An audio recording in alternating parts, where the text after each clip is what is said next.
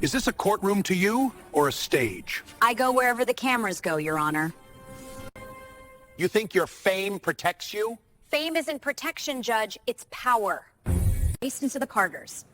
Do you understand the seriousness of these charges? Why should I? My team handles everything. You left a mother without her only way to work. Accidents happen. People should calm down.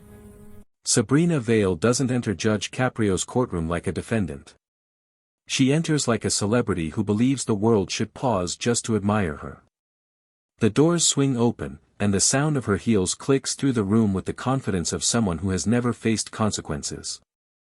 She's wrapped in a snow-white designer coat trimmed with real fox fur, a piece so expensive that 3 people in the gallery whisper the price before she even takes her third step. A sparkling diamond choker rests on her collarbone, catching the courtroom lights with deliberate flash, as if she wants the first thing people see to be luxury, not legality. Behind her trails a personal videographer, holding a stabilizer and recording every moment like this is a red carpet event. Her assistant hurries beside him with a portable LED panel, adjusting the color temperature as if the courtroom exists merely to frame Sabrina's cheekbones. Someone near the back breathes, "Is she serious?" but Sabrina doesn't notice. She's too busy posing, angling her face toward the camera, turning the courtroom aisle into her runway. Then she stops. Right in the center. Not at the defendant's table. Not where she's supposed to be. She plants one hand on her hip, lifts her chin, and gives the camera a practiced smirk. Gasps ripple through the room. Judge Caprio watches with the patience of a man who has seen many things, but rarely something this boldly disrespectful. Sabrina whispers loudly to her videographer, "Make sure you get good footage. This will explode online." What she doesn't know is that the only thing exploding will be her carefully manufactured empire. Before we continue, if you believe arrogance should never outrank accountability, hit subscribe and drop a comment below. Welcome to Real Judge Stories. Sabrina Vale continues her slow walk toward the front of the courtroom, each step calculated, each movement rehearsed. She tilts her head slightly, letting her long, platinum blonde waves fall over one shoulder in that magazine cover way that looks accidental but takes hours of practice. The air changes as she moves, people shift in their seats, unsure whether to stare or look away. The courtroom isn't built for glamour, but Sabrina seems determined to drag glamour into it by force.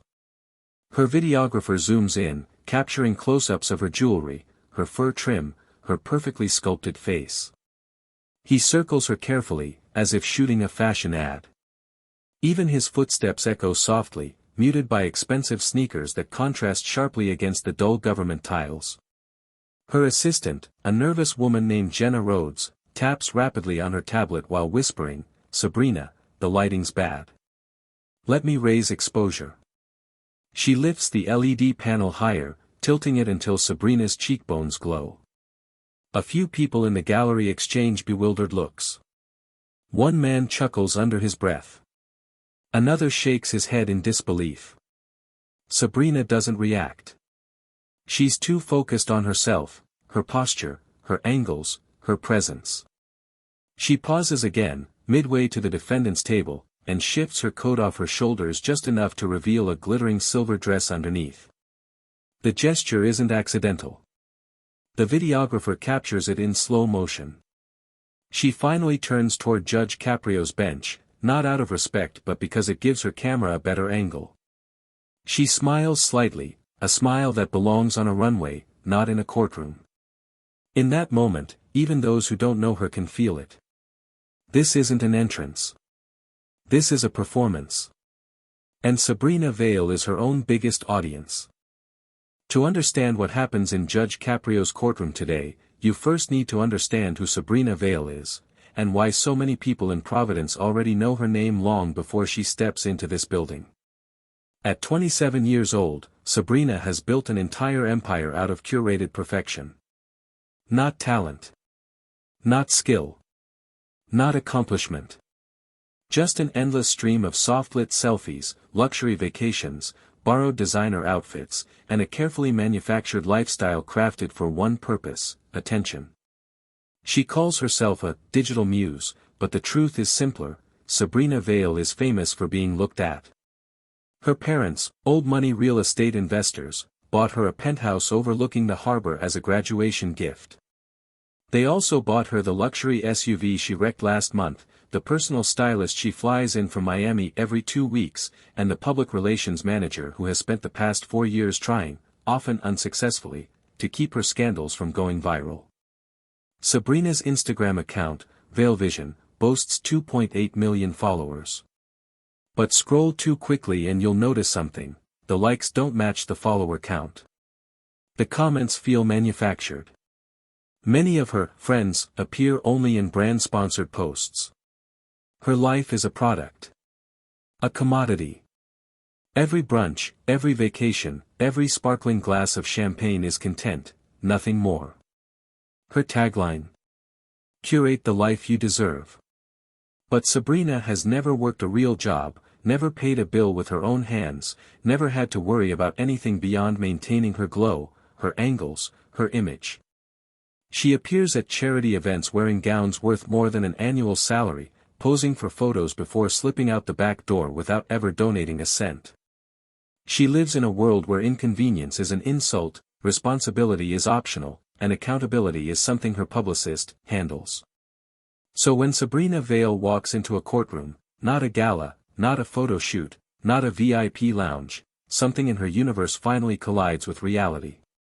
And everyone watching her today knows one thing. This is the first room she's entered that won't bend to her image. Not the judge. Not the law. Not the truth. The clerk clears his throat, straightens the stack of documents in front of him, and begins reading the charges. His voice is steady, professional, and serious, everything Sabrina is not. State of Rhode Island versus Sabrina Vale. The defendant is charged with reckless endangerment, operating a vehicle under the influence, second offense, property damage exceeding $20,000, failure to provide assistance at the scene of an accident, and attempting to interfere with the collection of digital evidence. Each charge lands with a thud in the silent courtroom. Most defendants would be sweating. Some would be crying. Others would at least pretend to look apologetic. But Sabrina? She examines her freshly manicured nails, turning her wrist slightly so the courtroom lights glint off her diamond bracelet. She sighs loudly, loud enough for half the room to hear, and whispers to Jenna, "How much longer is this? I have a brand meeting at noon." Judge Caprio lifts his gaze slowly, calmly. "Ms. Vale, please approach the defendant's table." She doesn't move. Instead, she pulls a compact mirror from her coat pocket, flips it open, and begins checking her lipstick. "These lights make me look washed out," she complains to her videographer. "Please tell me you're adjusting in post." Someone in the gallery mutters, "Unbelievable." Sabrina hears it and rolls her eyes. People need to relax. It was an accident.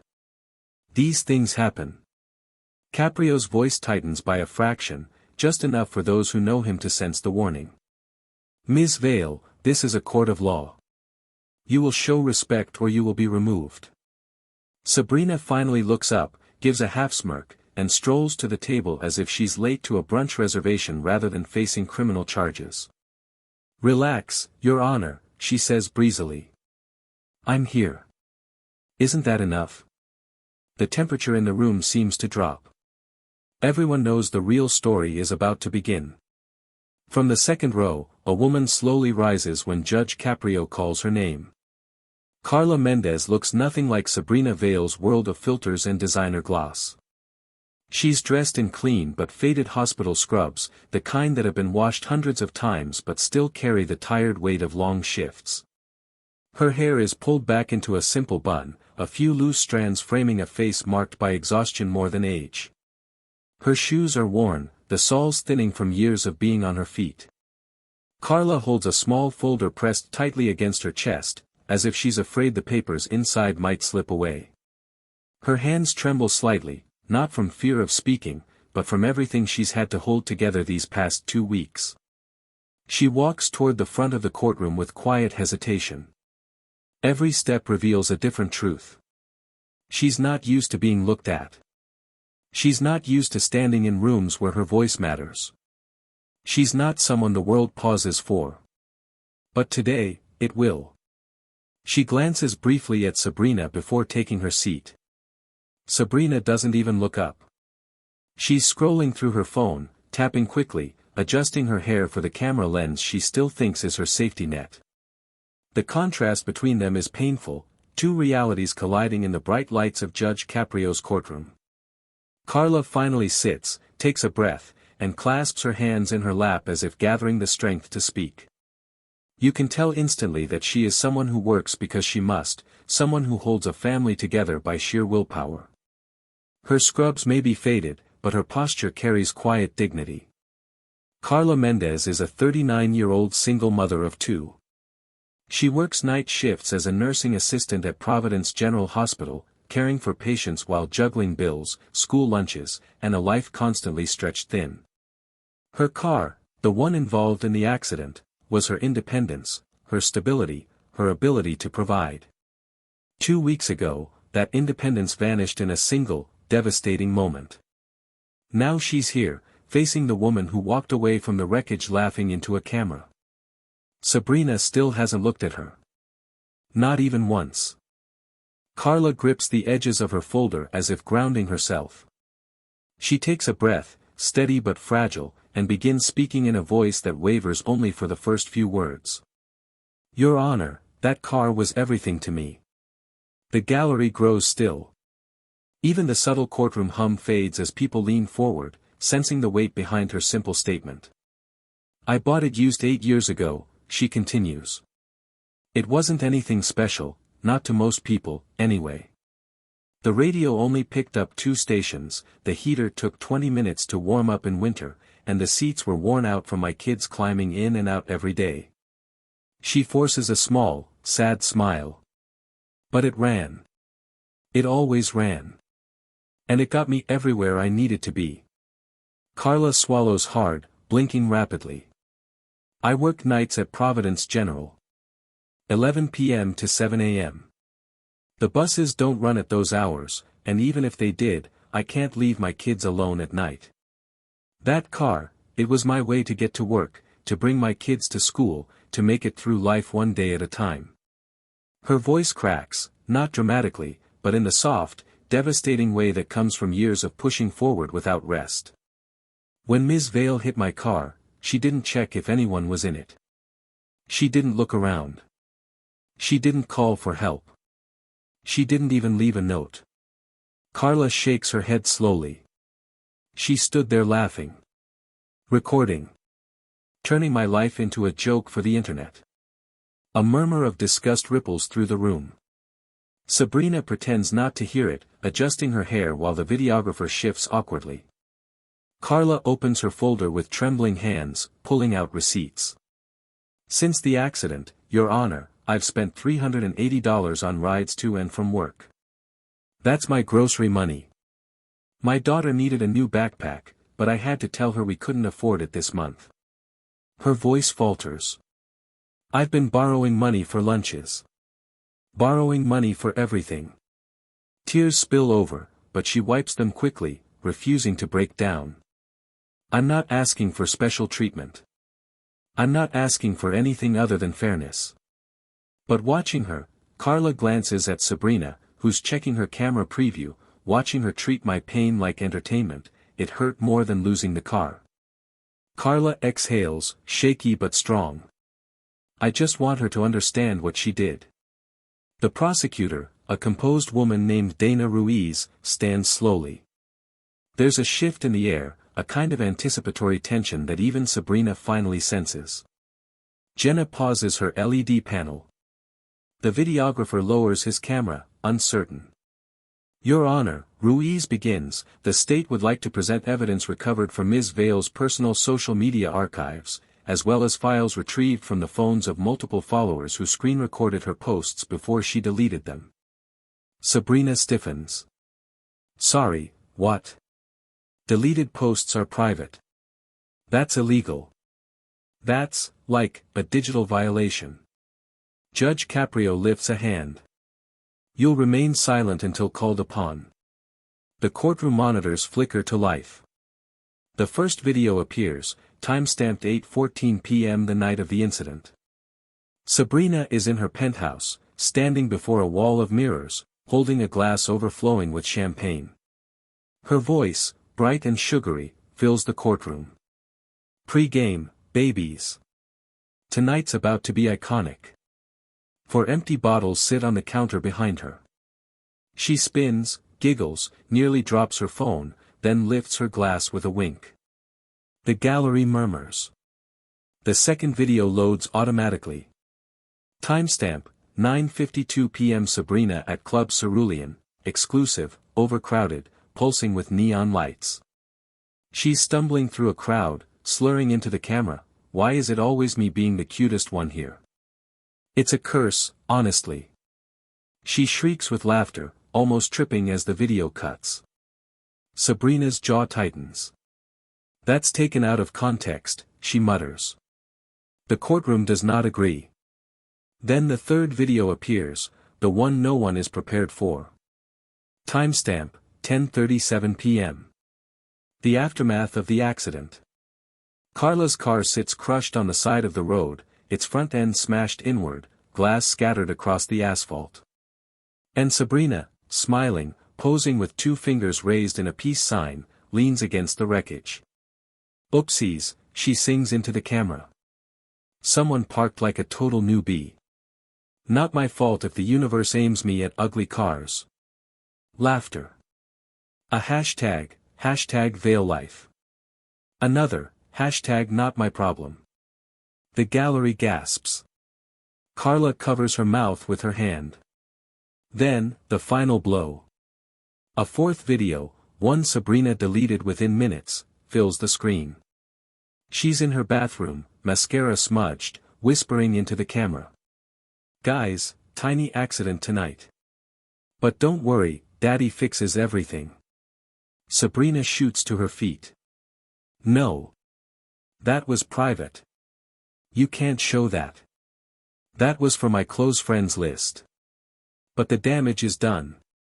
The entire room has seen who she really is." The last video freezes on the screen, Sabrina whispering about her father fixing everything, mascara streaked, eyes wild. The silence that follows is heavy enough to crush the air itself. Even Jenna lowers the LED panel, her hands shaking. Sabrina's breathing quickens. Her polished composure, so carefully built through filters, edits, and branding, begins to crack like cheap glass. "This is outrageous," she suddenly screams, the words ripping through the courtroom. She slams her hands on the table, startling even the bailiff. "Those videos were deleted. Deleted means gone. You can't just resurrect them."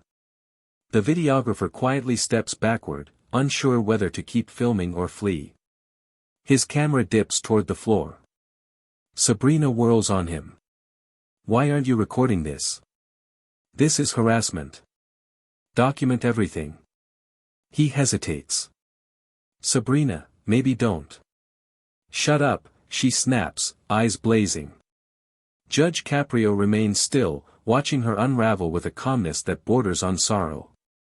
Sabrina turns to her attorney, a young man named Lucas Fallon, who has been dying inside since she walked through the door.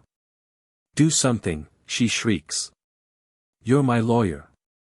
Fix this. Why aren't you objecting? Why aren't you screaming at someone?" Lucas smooths his tie, voice controlled. "Ms. Vale, the evidence is admissible. I explained this to you. Twice." She stares at him as if he's betrayed her, then jabs a finger at his face. "You're fired. You're done. I'll hire someone who isn't incompetent. Someone who actually knows how to protect a client." Her voice cracks, not from sadness, but pure rage mixed with terror. "This is all being twisted. I'm the victim here. I'm the one being humiliated. This is a setup, an attack on my brand." The gallery watches, stunned. What entered this room was a carefully polished persona. What stands here now is the raw, unfiltered truth. A woman built on ego, collapsing under the weight of reality. Judge Caprio leans back slightly in his chair, hands clasped in front of him. The courtroom is still vibrating from Sabrina's outburst, but his voice, when it finally breaks through the tension, is soft, steady, measured. A quietness that demands attention in a way shouting never could. "Ms. Vale," he begins, "please sit down." Sabrina freezes, chest heaving, mascara streaking down her cheeks.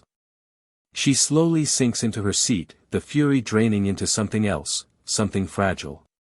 Caprio continues, his tone unchanged, but every word landing like a weight. "I've sat on this bench for many years. I've seen people from every corner of this city, the wealthy, the struggling, the young, the old, the fortunate, the forgotten. And I have learned one truth that never changes: actions reveal character." He glances toward the monitor still frozen on Sabrina's deleted video. "What I've seen today is not a mistake. Not an accident. Not a lapse in judgment. What I've seen is a person who has built their life around the belief that consequences are optional, and that other people exist only as background characters in your story." Several people in the gallery nod silently. "Ms. Vale," Caprio says, "you did not simply hit a car. You hit a woman's livelihood. You struck the only means a mother had to feed her children and get to her job. You walked away, and then, instead of remorse, you filmed your amusement." He pauses, not for drama, but because the truth itself demands space. This court does not punish people for being wealthy. It does not punish fame. It does not punish confidence. But it will respond, firmly, to entitlement that harms others. Sabrina's lower lip trembles. For the first time, she looks directly at Carla. Caprio's voice softens just slightly. "Ms. Mendez represents thousands of people in this city who work hard, who sacrifice, who keep their families afloat with determination alone. They deserve respect. They deserve fairness. They deserve to be seen." He shifts his gaze back to Sabrina. "You talk about your image, your followers, your brand. But Ms. Vale, none of that reflects who you are. Not really. Your brand can be curated. Your videos can be edited. Your posts can be filtered. But your character, that is revealed in the moments you thought no one was watching."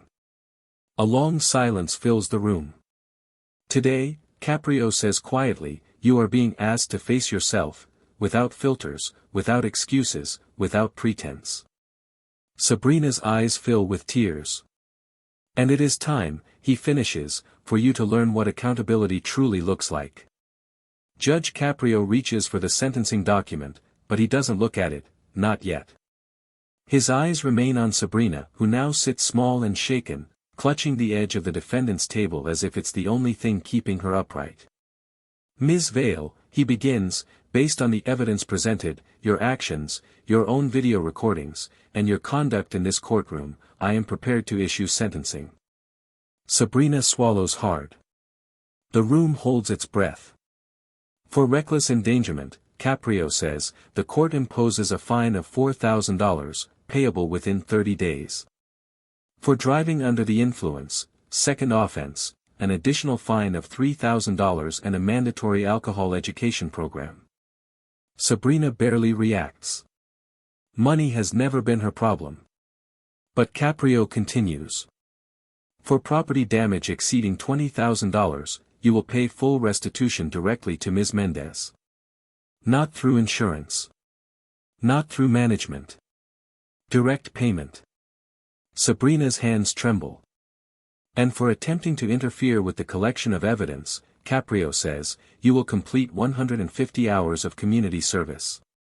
She exhales, relieved, too soon. Your community service, Caprio continues, will be performed at Providence General Hospital, in the custodial department. A ripple of stunned whispers sweeps the courtroom. You will clean hallways. You will sanitize rooms. You will take on the work that the staff, people like Ms. Mendez, do every day without recognition or gratitude. This experience will continue until the full hours are completed and verified. Sabrina's eyes widen in horror. You want me to scrub floors? In public? Caprio's voice turns firm. Yes. Accountability should not be hidden. He is not finished. You are also placed under a 90-day driving suspension.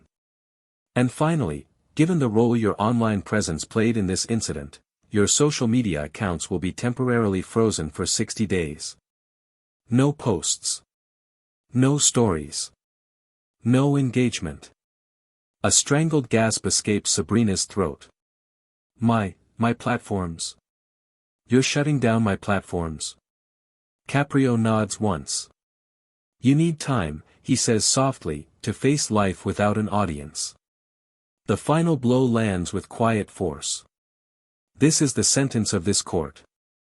The bailiff steps forward, placing a gentle but firm hand on Sabrina's arm. She rises slowly, as if every muscle is fighting the reality closing in around her. Her designer coat slips from her shoulder, puddling onto the courtroom floor unnoticed. For the first time since she entered this room, Sabrina Vale looks small. Uncurated. Alone. As she's led toward the side door, someone in the gallery lifts a phone, not to admire her, not to praise her, but to document the moment the illusion shatters. A few more cameras rise. A ripple of whispers follows her down the aisle. By the time she reaches the exit, the first clip is already uploaded. Influencer meltdown in Caprio's courtroom. Sabrina Vale SCRAMS after judge shuts down her social media. Justice served. Within hours, the videos amass millions of views across X, TikTok, and Instagram. Comments pour in, shock, anger, dark amusement. Brands quietly begin pulling partnerships. Scheduled posts vanish. Followers unfollow in waves, not slowly but like a dam breaking. Carla Mendez walks out of the courtroom holding her small folder against her chest. Her relief is quiet, but real, a weight lifted, a future restored. Judge Caprio returns to his bench.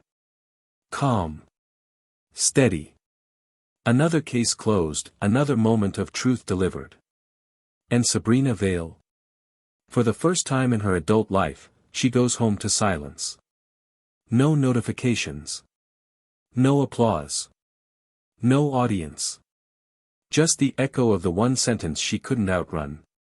You need time to face life without an audience.